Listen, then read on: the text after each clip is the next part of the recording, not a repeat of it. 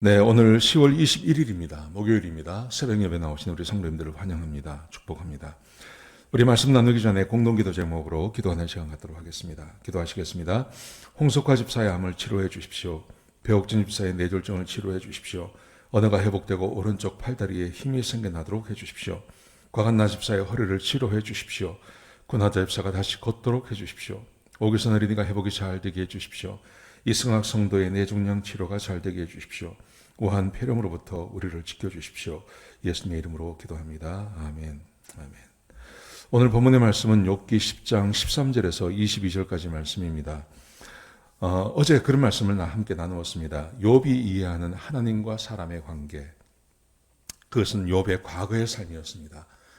하나님께서 욥을 직접 만드셨고, 그리고 하나님께서 욥을 돌봐주십니다. 은혜를 주시고 축복하시고 돌봐주시고 사랑해주시고 그렇게 해주시죠. 그래서 욥은 하나님의 말씀에 언제나 순종하며 범죄하지 않으려고 애쓰며 살았습니다.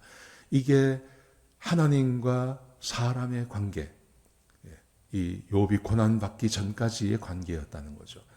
자, 그런데 이제 이 관계가 깨졌습니다.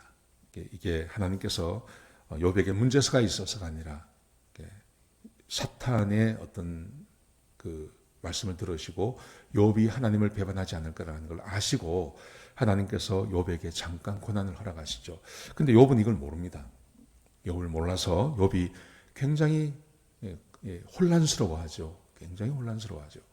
혼란스러워하면서 욥이 현재 하나님과의 자기 관계를 이해하지 못합니다. 지금까지 하나님께서 신실하게 그 하나님과 약속대로 해오셨습니다. 하나님께서 욥을 만드셨고 욥을 축복하시고 그리고 욥은 하나님 말씀에 온전히 순종하는 이 관계 안에서 살아오다가 이게 깨진 겁니다. 이게 깨지면서 욥이 이해를 못하는 겁니다. 그러면서 오늘 본문에 보시면 이 관계가 딱 깨지고 나니까 도대체 이해가 되지 않는 겁니다. 이걸 받아들일 수도 없고요. 그래서 욥이 뭐라고 말하냐면 현재 자기가 당하는 고통을 토로하면서 차라리 이렇게 사는 것보다는 죽는 게 낫다. 그렇게 말하는 겁니다. 자, 보세요. 오늘 본문 13절부터 22절까지인데요. 13절부터 17절까지 말씀해 보시면 욥이 뭐라고 말을 하냐면 하나님은 항상 나를 해치시고 그리고 해칠 생각을 품고 계신 것 같습니다. 13절에 그렇게 말하죠. 그래서 14절에 보시면 만일 내가 죄를 지으면 하나님은 나를 죄인으로 나그네 찢기시고 내 죄악을 절대 용서하지 않습니다. 지금 이제 경험하는 하나님을 말하는 거예요. 현재 하나님. 그러면서 내가 아무리 악하다고 스스로 생각을 해도 주님은 내게 은혜를 베풀지 않습니다. 그러면서 15절의 말씀해 보시면요. 내가 이 겪는 고난을 인하여서 나는 내 마음이 수치심으로 가득합니다. 괴롭습니다. 내가 만약에 주님 앞에 얼굴을 든다면, 당당하게 나간다면 하나님께서 사자처럼 나에게 달려들으셔서 나를 사냥하실 것입니다. 지금 욥이 지금 하나님께서 은혜를 거두시고 나니까 하나님의 은혜가 하나도 없는 삶 아닙니까? 마귀에게 하나님께서 넘겨주셨죠. 그래서 욥이 하나님의 은혜를 전혀 경험하지 못합니다. 지금 그 상태에서 자기의 마음을 말하는 겁니다. 하나님은 나에게 항상 분노하시고 죄를 물으시고 용서하지 아니하시고 내가 만약 잘났다고 하나님께 나가면 하나님께서 사자처럼 달려들으셔서 나를 사냥하실 것입니다. 하나님의 은혜가 하나도 없는 삶, 그게 얼마나 힘들고 어려운지를 말하는 겁니다. 여러분, 우리는 지금 하나님의 은혜 가운데 있는 겁니다. 하나님의 은혜 가운데 있기 때문에 하나님의 은혜가 완전히 없어진 것이 얼마나 힘들고 어려운 삶인지를 우리는 잘 모릅니다. 여러분, 그런데 이런 은혜가 우리에게 주어진 것은 예수 그리스도를 통하여서 우리에게 은혜가 주어졌죠. 그래서 우리가 이 은혜 가운데 살아가는 겁니다. 하나님께서 이 은혜를 거두어 버리시면 그 영혼이 얼마나 궁핍하고 메마르고 힘들고 어려운지 모릅니다. 근데 하나님께서 지금 욥에게 그것을 잠깐 보여주시는 것입니다. 욥이 이것을 경험하게 되는 거죠. 욥이 이것을 경험하면서 욥이 뭐라고 말을 하냐면 18절 19절에 보시면 이렇게 말합니다. 차라리 내가 죽었으면, 차라리 태어나지 않았으면, 그래서 내가 차라리 내 어머니의 태 속에서 죽었다면 더 좋았을 것을, 아예 존재하지 않았다면 더 좋았을 것을, 어머니 태에서 태어나지 말고 거기서 바로 무덤으로 들어갔다면 더 좋았을 것을, 이렇게 말합니다. 여러분, 이게 어떤 의미냐 하면 하나님의 은혜가 거두어지면 이렇게 무서운 일이 우리에게 일어난다는 것을 알게 하는 거죠. 여러분, 세상에서 하나님의 은혜를 경험하지 못하는 사람들이 있습니다.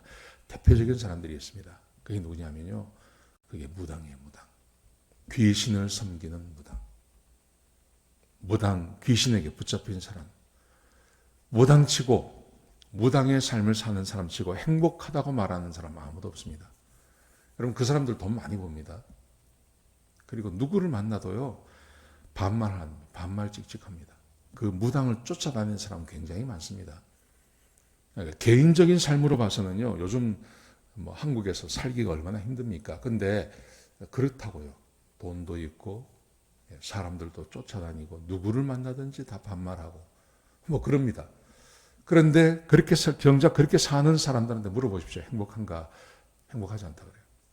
귀신에게 붙잡혀 있습니다. 하나님의 은혜에서 벗어나 있습니다.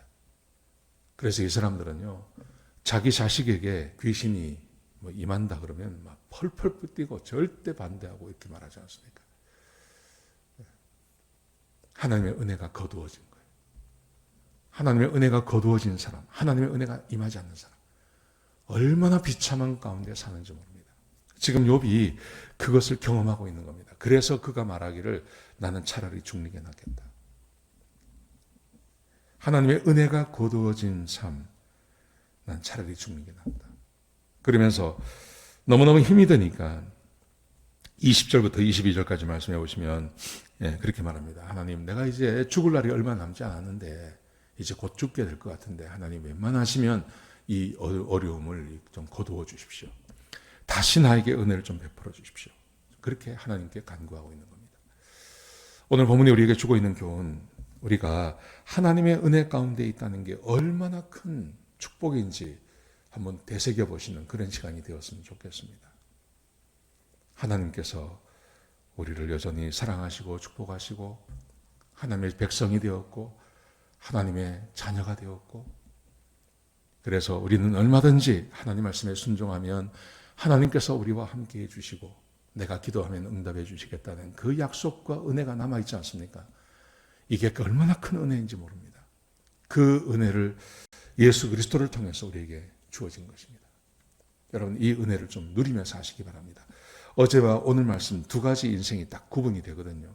하나님의 은혜 아래에 있는 인생, 하나님의 은혜가 완전히 사라져버린 인생. 이게 욥의 인생 아닙니까?